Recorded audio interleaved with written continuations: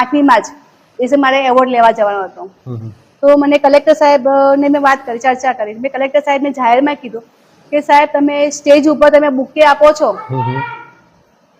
તમે સ્ટેજ ઉપર બધાને બુકે આપો છો, બુકે લોકો મૂકી જતા જે સ્ટેજ પર મંત્રીશ્રી આવે છે તે બુકે ની કોઈ વેલ્યુ નથી હોતી.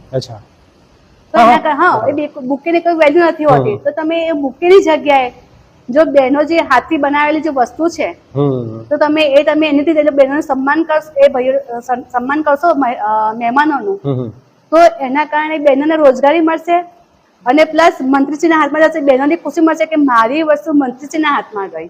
અને છેલ્લે એ વસ્તુ મંત્રીશ્રી એમના ઘરમાં સુશોભન તરીકે એનો ઉપયોગ કરશે તો એ વસ્તુ વેસ્ટ નથી જવાની. રાઈટ, 100% સાચી. અને 3 વસ્તુ સચવાય છે. હા હા, ડેફિનેટલી. તમારું બુકે ત્યાં આગળ પડી રહેવાનું નથી, એ વેસ્ટ કચરા પેટીમાં ડબ્બામાં નહીં જાય. ઓકે ઓકે, બરાબર છે. તો બેટર છે કે તમે એને રોજગારી પણ પૂરી પાડો છો. ઘણા લોકો સાલ ઓઢાડે, સાલનો કોઈ યુઝ નથી હોતો ને, સાલ ઘરે જઈને મૂકી દો છો કે બીજાને ઓઢાડી સાલ, એટલે એના કરતા બેટર છે કે તમે એ વસ્તુનો ઉપયોગ કરો કે બહેનોને કામ આવે. બરાબર છે. અને બહેનોને રોજગારી મળે. એ બહેનોને કેટલું મહેનતથી વસ્તુ બનાવી એનો ઉપયોગ થાય છે, એટલે બહેનો ખુશ થાય છે.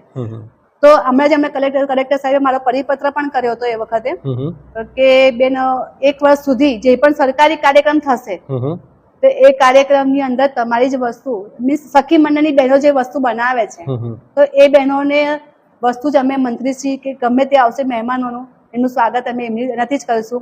તો કલેક્ટર સાહેબે મને સપોર્ટ કર્યો. તો એવી જ રીતે સરકારમાં બી એક અપીલ કરું છું કે દરેક કાર્યક્રમમાં કે એ જ વસ્તુનો તમે ઉપયોગ કરો તો બહેનોના રોજગાર. કારીગરની જે વેલ્યુ છે, કારીગરની વેલ્યુ કારીગર પૂરતી જ રહી જાય છે. એક આર્ટિસ્ટ કહેવાય છે, કારીગર એટલે આર્ટિસ્ટ કહેવાય છે. એ પોતાની કળા ત્યાં આગળ બતાવતો નથી પણ એ મજૂર તરીકે રહી જાય છે.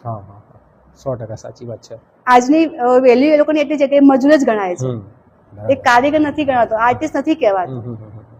હું પોતે આર્ટિસ્ટ છું, મને જે ઘણા પ્રોબ્લેમ્સ આવ્યા છે એટલે હું મારા જ અનુભવ તમને કહીશ. એટલા માટે હું કહેવા માંગુ કે તમે એ મજૂર ના ગણો, એને એક કારીગર ના ગણો, એક આર્ટિસ્ટ ગણો.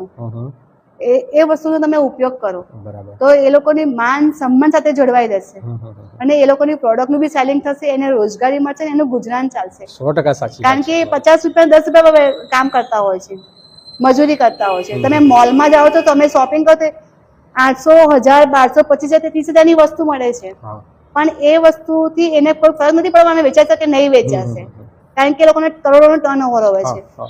પણ જે આ નાના વ્યક્તિ હોય છે ને, જે રોજ એ લોકો 50 રૂપિયા 10 રૂપિયા કમાણી કરતા હોય છે ને, એ લોકો માટે 10 રૂપિયા ઘણી મોટી વસ્તુ હોય છે. બરાબર, 100% સાચી વાત છે. કે એ લોકો માટે 10 રૂપિયા એટલે એ લોકોની એક રોટલી છે.